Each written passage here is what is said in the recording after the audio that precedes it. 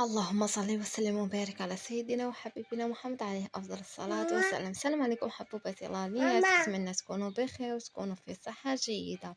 الفيديو تاع اليوم كما راكم تشوفوا فيه حلوة جافة اقتصادية وبنينة، توانم بزاف. عيد الأضحى إن شاء الله يدخل علينا بالصحة والهنا.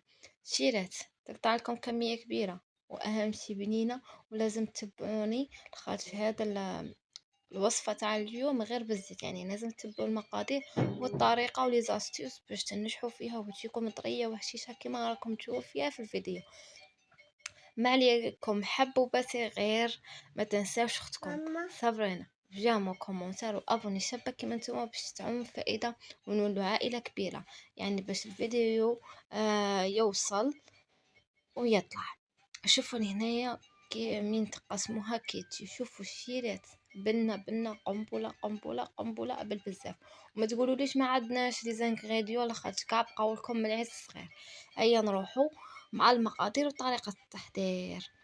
بالنسبة للمقادير عندنا حبة بيض كما راكم تشوفوا فيها، قرصة تاع الملح، كاس تاع السكر ناقص صباع تاع سكر عادي. نخلطو جيدا، لازم نخلطو غاية ولا استخدموا الباتيرة، يعني خلطوا غاية غاية حتى اللي يذوب هذاك السكر. من بعد نجيبو كاس تاع زيت بنفس الكاس اللي نكيلو به كل شيء، نقعدو ندخلو فيه تدريجيا ونخلطو تدريجيا ونخلط، يعني نقسموها الى ربع خطرات ولا 3 خطرات. نقعدو نخلطو بهذه الطريقه الشيرات كما راكم تشوفوا. الشيرات اللي ما تبغيش الزيت تنجم تعوض الزيت بالزبده، دير 125 غرام تاع زبده بحراره المطبخ، يعني باش نكونوا متفاهمين. تاني بالزبده تجي رائعه احسن من الزيت. المهم انا بغيت نديلكم حاجه اقتصاديه.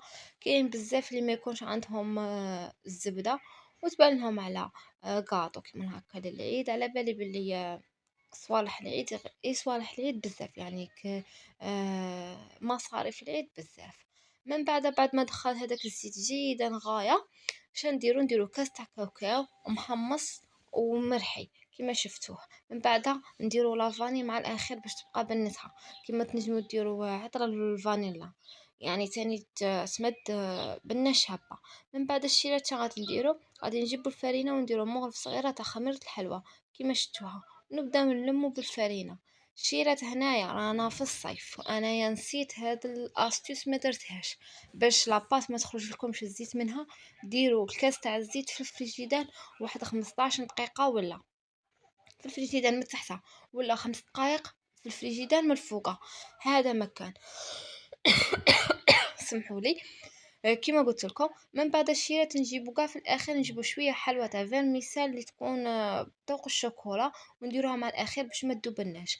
من بعد نجيبو السني ونديرو له شويه تاع الفرينه كيما راكم تشوفوا، ونديرو كويرات بهذه الطريقه. الشيرات لاباط تتشقق لخاطش عليه راهي فيها كميه كبيره تاع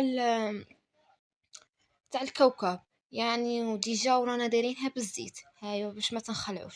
بعد نجيبو اي حاجه كيما هكا ايا ونثقبو في الوسط، ونحمو الكوشه من تحتها، نطيبوها من تحتها دوغي، يعني الشيره تيلا طيبتوها حمرا بزاف غادي تيبسلكم. راني نقول لكم هذه حلوه تاع الزيت، الا طيبتوها بزاف من تحت حمرتوها غادي تيبسلكم، يعني طيبوها دوغي برك دوغي خفيفه.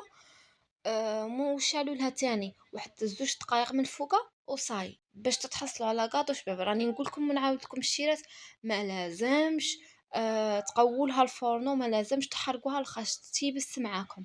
ايوا هذه هي. نتمنى الشيرات كاع في هذا العيد ديروها خاطر بنه بنه. وكما شفتوا الشيرات درت انا كاس صغير وحبه بيض قطعت لي كميه كبيره كما شفتوا. ما عليا غير نقول لكم الى اللقاء في وصفات اخرى. سلام، نحبكم بزاف.